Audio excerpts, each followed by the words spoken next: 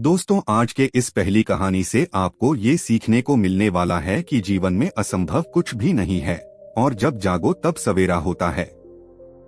अगर आपको ये लगता है कि मैंने बहुत से बुरे काम किए हुए हैं और अब इन गलत कामों को सुधारने के लिए कोई भी विकल्प नहीं है, तो आपको गौतम बुद्ध के जीवन की ये कहानी एक बार अवश्य पढ़नी चाहिए। एक दिन बुद्ध श्रावस्ती के ही एक गांव में भिक्षाटन के लिए पहुंचते हैं। जब बुद्ध गांव में प्रवेश करते हैं तो देखते हैं कि पूरे गांव में सन्नाटा छाया हुआ है। दूर दूर तक कोई व्यक्ति नजर नहीं आ रहा था। बुद्ध उस गांव के पहले द्वार पर जाते हैं और कहते हैं, भिक्षाम देहि, परंतु भीतर से बाहर कोई नहीं आता। बुद्ध दूसरे द्वार पर जाते हैं परंतु कोई दरवाजा नहीं खोलता। बुद्ध तीसरे द्वार पर जाते हैं परंतु उस द्वार से भी कोई व्यक्ति बाहर नहीं आता। फिर अचानक से एक दरवाजा खुलता है जिसमें से एक व्यक्ति बाहर निकलता है। वो जल्दी से बुद्ध का हाथ पकड़ता और उन्हें अपने घर में ले जाता है और कहता है, क्षमा करें बुद्ध, परंतु इस सब बाहर नहीं जा सकते। उंगलीमाल को श्रावस्ती की सीमा पर देखा गया है। सभी गांव वाले डर के मारे अपने अपने घरों की खिड़कियां, दरवाजे बंद करके बैठे हुए हैं। बुद्ध उस व्यक्ति से पूछते हैं, कौन है ये उंगलीमाल और उससे इतना भय क्यों है? वह व्यक्ति कहता है, उंगलीमाल एक राक्षस है।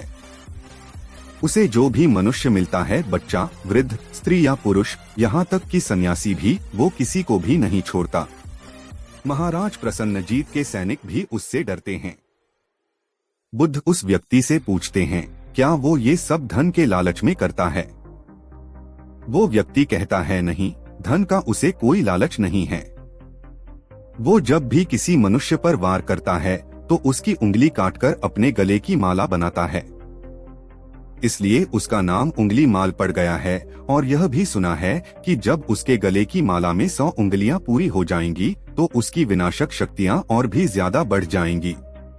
बुद्ध कहते हैं, आभार आपका, जो आपने मुझे उसके बारे में बताया।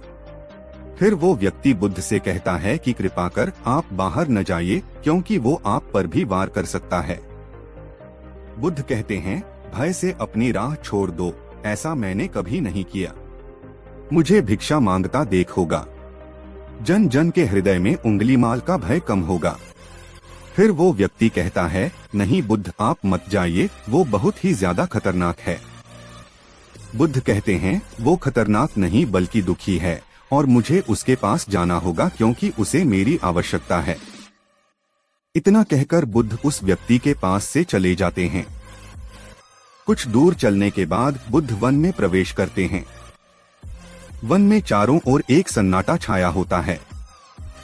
दूर दूर तक ना तो कोई मनुष्य और ना ही कोई पशु पक्षी दिख रहा होता है, परंतु बुद्ध अपने मार्ग में आगे बढ़ते रहते हैं। अचानक बुद्ध के सामने उंगलीमाल आकर खड़ा हो जाता है। उसका रूप इतना डरावना होता है कि कोई भी व्यक्ति उसे देखकर ही भयभीत हो जाए।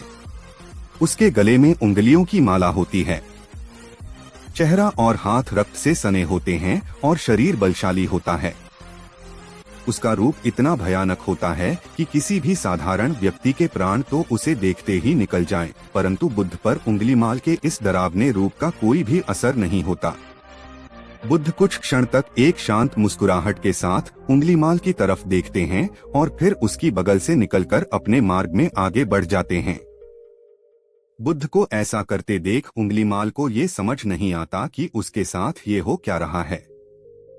वह मन ही मन सोचता है कि मुझे देखकर लोग या तो भाग जाते हैं या मुझे देखकर ही मर जाते हैं या फिर मुझसे अपने प्राणों की भीख मांगने लगते हैं। मैंने कई सन्यासियों को भी मारा है, परंतु मैंने आज तक कोई ऐसा व्यक्ति नहीं देखा जो मुझे नजरअंदाज करके अपने मार्ग में आगे बढ़ जाए। या तो इसने मुझ पर ध्यान नहीं दिया होगा या फिर हो सकता है कि यह देख ही ना सकता हो, परंतु मुझे इससे क्या, मुझे तो अपनी उंगलियों की माला पूरी करनी है। उंगलीमाल बुद्ध को आवाज लगाता है, ए साधु रुक। फिर भी बुद्ध उंगलीमाल को नजरअंदाज करते हैं और अपने मार्ग में आगे बढ़ते रहते हैं। उंगलीमाल और ज्यादा क्रोध में भरकर बुद्ध को आवाज लगाता है, ए साधु रुक। फिर भी बुद्ध उंगलीमाल को फिर से नजरअंदाज करते हैं और अपने मार्ग में आगे बढ़ते हैं।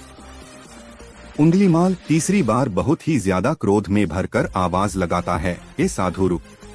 फिर बुद्ध रुकते हैं। उंगलीमाल बुद्ध के पास जाता है और कहता है, मेरे आदेश देने के बाद भी तू रुका क्यों नहीं? बुद्ध कहते हैं, मैं तो बहुत पहले ही रुक चुका हूँ, तुम ही चलते जा रहे हो। उंगलीमाल ये समझ ही नहीं पाता कि बुद्ध क्या कह रहे हैं, परंतु वो इतना जरूर समझ जाता है कि सामने खड़ा व्यक्ति उससे थोड़ा भी नहीं डर रहा है। उंगलीमाल बुद्ध को डराने के लिए चिल्लाकर पूछता है, ए साधु, तुझे मुझसे भय नहीं लग रहा है? क्या मैं आदि मानव हूँ? बुद्ध कहते हैं, नहीं, तुम मानव हो। बुद्ध की यह बात उंगलीमाल के हृदय पर लगती है। पहली बार उसे किसी ने मानव कहा था, परंतु वो इस बात को नजरअंदाज करने का प्रयास करता है और बुद्ध से पूछता है, ए साधु, तूने ये क्यों कहा कि तू कब का रुक चुका है, जबकि तू तो चल रहा था, और तूने ये क्यों कहा कि मैं नहीं रुका? बुद्ध कहते हैं, मैं बहुत पहले ही रुक चुका हूँ, यानी मैंने ऐसे सारे बुरे कृत्य करना पहले ही छोड़ दिया है जिससे किसी भी व्यक्ति को कष्ट पहुँच सकते हैं। सब जीना चाहते हैं, बस तुम उन्हें करुणा से देखने का प्रयास करो। बुद्ध के ये शब्द दोबारा से उंगलीमाल के हृदय पर चोट करते हैं, परंतु वह दोबारा से बुद्ध की बातों को नजरअंदाज करने का प्रयास करता है और इस बार वह और क्रोध में भरकर बुद्ध की गर्दन पर अपनी कटारी रख देता है, जिससे वो लोगों की हत्या किया करता था, और बुद्ध से चिल्लाकर कहता है, नहीं, मानव में ना तो प्रेम है और ना ही करुणा है, सिर्फ छल और कपट है, इसलिए मैं सबकी हत्या करूंगा और किसी को जीवित नहीं छोड़ूंगा। बुद्ध कहते हैं, तुम्हें लोगों ने बहुत दुख दिया है। उंगलीमाल, क्रूरता मनुष्य अज्ञान के कारण ही करता है। ईर्ष्या, द्वेष, मोह, माया, ये सभी अज्ञान की ही संतानें हैं, परंतु वो व्यक्ति ही है जिसमें दया, करुणा, सद्भाव और समझ का उदय भी होता है। उंगलीमाल, यदि इस जीवन में क्रूर और निष्ठुर लोग हैं तो दयावान भी हैं। बस तुम्हें अपनी आंखों से इस अंधेपन की इस पट्टी को हटाना होगा जो तुम्हें केवल बुराई ही दिखा रही है। तीसरी बार बुद्ध के शब्दों को सुन उंगलीमाल का खुद पर से संयम हट जाता है। उसे समझ नहीं आता कि पहली बार उसे अपना आपा इतना कमजोर क्यों महसूस हो रहा है। वह कोशिश तो करता है क्रोध करने की, परंतु कर नहीं पाता। वो बड़ी हिम्मत जुटाकर क्रोधित होने का नाटक करके बुद्ध से कहता है, तुम और व्यक्तियों जैसे नहीं हो। बुद्ध कहते हैं, मैं हर व्यक्ति जैसा ही हूँ, बस जागृत हूँ और यह सिद्ध कर रहा हूँ कि हर व्यक्ति में जागने की क्षमता है। मेरा मार्ग क्रूरता को दया में परिवर्तित करता है। उंगलीमाल, तुम अनजाने में घृणा के पथ पर हो, बस इस क्षण का जाओ। तुम्हारे भीतर भी ये क्षमता है कि तुम दया और करुणा के पथ पर चल सको। इतना सुनते ही उंगलीमाल के हाथ से कटारी जमीन पर गिर जाती है और उसकी आंखों से आंसू बहने लगते हैं। भला कोई कब तक बुद्ध को अनदेखा करेगा? उंगलीमाल रोते हुए बुद्ध से पूछता है, क्या आप वही हैं जिन्हें लोग बुद्ध कहते हैं, जो लोगों को मुक्ति के मार्ग पर चलना सिखाते हैं? फिर बुद्ध कहते हैं कि हाँ, मैं वही हूँ और तुम्हें भी मुक्ति के मार्ग पर ले जाना चाहता हूँ। फिर उंगलीमाल कहता है, परंतु मैं अब बहुत दूर निकल गया हूँ। मैंने बहुत हत्याएं करी हैं और बहुत पाप करे हैं। मैं अब चाहकर भी वापस नहीं लौट सकता और मेरा वापस लौटना अब असंभव है। बुद्ध कहते हैं, असंभव कुछ भी नहीं, जब जागो तभी सवेरा। उंगलीमाल कहता है, मैं अब पुनः जीवन की ओर नहीं मोड़ सकता, बहुत देर हो चुकी है। बुद्ध कहते हैं, तुम में इतनी चेतना है कि तुम जानते हो कि जो तुमने अब तक किया वह बुरा था। इसका अर्थ यह है कि तुम जानते हो कि क्या अच्छा है और क्या बुरा है। उंगलीमाल, जिस दिन से तुमने अच्छा कार्य करना शुरू कर दिया, उस दिन से तुम्हारा एक नया जीवन शुरू हो जाएगा। फिर उंगलीमाल कहता है, मैं कितने भी अच्छे कार्य क्यों न कर लूं, परंतु लोग मुझे उसी दृष्टि से देखेंगे और मुझे चैन से जीने नहीं देंगे। बुद्ध कहते हैं, उंगलीमाल, यदि तुमने हिंसा का मार्ग छोड़ा तो मैं तुम्हें मार्ग दिखाऊंगा और तुम्हारा संरक्षण करूंगा और तुम्हें लोगों की घृणा से बचाऊंगा। बस पहला कदम तुम्हें ही उठाना होगा। उंगलीमाल पूछता है, क्या ये हो सकता है? बुद्ध कहते हैं, अवश्य हो सकता है। तुम में असामान्य बुद्धि है उंगलीमाल, तुम परम सत्य के पथ पर बहुत आगे जाओगे। उंगलीमाल रोते हुए बुद्ध के चरणों में गिर पड़ता है और कहता है, मैं आपको वचन देता हूँ कि मैं सारे बुरे कृत्य करना छोड़ दूंगा और आपके पीछे करुणा के पथ पर चलना सीखूंगा। कृपा कर आप मुझे अपना शिष्य बना लीजिए। बुद्ध कहते हैं, मैं किसी को अपना शिष्य नहीं बनाता, बल्कि व्यक्ति स्वयं मेरे संग से जुड़ता है। उंगलीमाल उसी समय बुद्ध का भिक्षु बन जाता है। यहाँ पर एक बात समझनी जरूरी है कि बुद्ध किसी को भी अपना शिष्य या भिक्षु नहीं मानते थे। जो भी व्यक्ति उनके साथ जुड़ता था वो उसे केवल मार्ग दिखाते थे और वो उस मार्ग पर चलता था। भिक्षु और शिष्य शब्द केवल संघ से जुड़ने वाले लोगों की पहचान होती थी। कहानी में आगे बढ़ते हैं। बुद्ध का भिक्षु बनने के बाद उसका नाम अहिंसक पड़ जाता है। फिर बुद्ध ने जैसा उसका नाम रखा था और वो ठीक वैसा ही वह बन चुका था। दोस्तों, आइए जानते हैं कि कैसे उंगलीमाल राक्षस एक अहिंसक बना।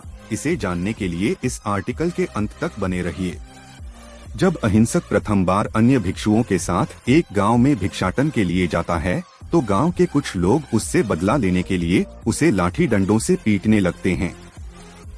जब ये बात बुद्ध को पता चलती है तो वे तुरंत उसे बचाने के लिए उसके पास पहुंचते हैं और अपने शरीर को उन लाठी डंडों के बीच में ले आते हैं जो अहिंसक को पड़ रहे थे।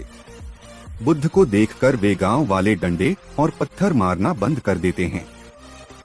सभी लोग बुद्ध से कहते हैं, बुद्ध, क्यों आप इस हत्यारे उंगलीमाल की रक्षा कर रहे हैं? न जाने कितने लोगों की जाने ली हुई है इसने। बुद्ध कहते हैं, अब यह उंगलीमाल नहीं है, बल्कि इसका नाम अब अहिंसक है। अब यह आपकी ही तरह एक मानव है। वे गांव वाले कहते हैं, ऐसा आदमी कभी नहीं बदल सकता। बुद्ध कहते हैं, यह बदल चुका है। बस आप सब लोग इसे अपनी पुरानी दृष्टि से देख रहे हैं। यदि यह उंगलीमाल होता तो क्या आप में से किसी में भी इतना साहस या बल होता कि कोई इसे एक उंगली भी लगा सके? ये आपका हर वार खाता रहा और क्या इसने आप पर कभी पलटकर वार किया? नहीं ना। क्या ये परिवर्तन आपको नहीं दिखा? आज इसने अपना लहू बहा से अपने सारे बुरे कृत्य धो डाले हैं। आप लोगों के द्वारा इतनी मार खाने के बाद भी इसकी आंखों में आपके लिए क्रोध नहीं है। क्या यह बदलाव आपको नहीं दिख रहा है? यह तो बदल गया, परंतु आप कब बदलोगे? इतने में ही उन गांव वालों में से एक स्त्री कहती है, यह परिवर्तन मैंने स्वयं देखा है। वो स्त्री गांव वालों से कहती है, आप में से कौन ऐसा है जो दूसरों के दुख में दुखी हो, दूसरों की पीड़ा सहन ना हो तो उसे हर प्रकार की सहायता प्रदान करे, और ऐसा इस भिक्षु ने किया है। 2 दिन पहले एक व्यापारी अपनी पत्नी को लेकर जा रहा था और उसकी पत्नी प्रसव पीड़ा से व्याकुल थी। तब मैं पास से ही गुजर रही थी, इसलिए मैं भी दौड़ी दौड़ी गई। उस स्त्री की पीड़ा बढ़ती ही जा रही थी।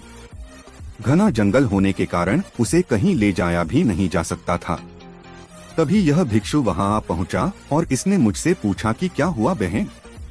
मैंने इसे बताया कि यह स्त्री प्रसव पीड़ा में है और इस घने वन में हम कुछ कर भी नहीं पा रहे हैं। कब तक यह कष्ट भोगेगी? कहीं इसके और इसके बच्चे के प्राण ना चले जाएं। फिर इस भिक्षु ने मुझसे कहा कि ऐसा नहीं होगा, मैं अभी अपने गुरु के पास जाऊंगा, वे अवश्य ही कोई मार्ग दिखाएंगे। इतना कहकर ये भिक्षु दौड़कर वहां से चला गया।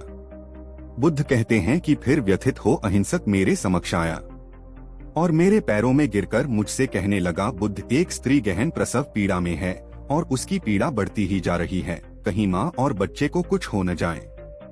ये सब सुनकर बुद्ध ने कहा कि दौड़कर जाओ और उससे कहो, बहन, जिस दिन से मेरा जन्म हुआ है मैंने जानबूझकर किसी भी प्राणी को कष्ट नहीं पहुंचाया है। मेरे सत्कर्म तुम्हारा सुरक्षा कवच बने और आपकी और आपके शिशु की रक्षा करे। अहिंसक ने मुझसे कहा, परंतु यह तो असत्य होगा बुद्ध। सत्य तो यह है कि मैंने आज तक बहुत से प्राणियों को कष्ट पहुंचाया है। यदि मैंने ऐसा कहा तो वे माता और शिशु उसी क्षण प्राण त्याग देंगे।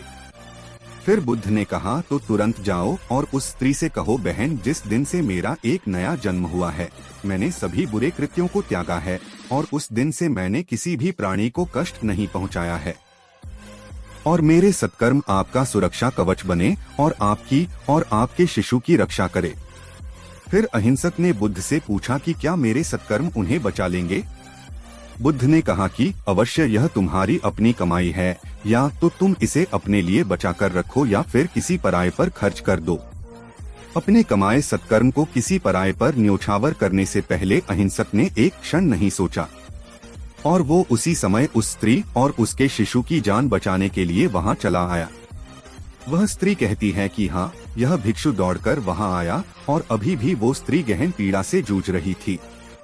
इसने अपने दोनों हाथ जोड़े और आंखें बंद करके कहने लगा, बहन, जिस क्षण से मैं भिक्षु बना हूँ उस क्षण के बाद मैंने कोई भी ऐसा कृत्य नहीं किया जिससे कि किसी भी प्राणी को कष्ट पहुँचे। मेरे सत्कर्म आपके लिए सुरक्षा कवच बने, आपकी और आपके शिशु की रक्षा करें। और इतना कहते ही उस स्त्री ने अपने बच्चे को जन्म दे दिया। फिर बुद्ध कहते हैं कि दूसरों के दुख से दुखी होने वाला यह व्यक्ति कैसे किसी को दुख दे सकता है। यदि ये भिक्षु मन का सच्चा ना होता तो वह स्त्री कब के अपने प्राण त्याग चुकी होती। फिर अहिंसक ने बुद्ध से कहा है कि इन्हें मत रोकिए बुद्ध, इन्हें मारने दीजिए और तब तक मारने दीजिए जब तक कि इनके मन का क्रोध शांत ना हो जाए। आज तुमने अपने नाम अहिंसक को सिद्ध कर दिया।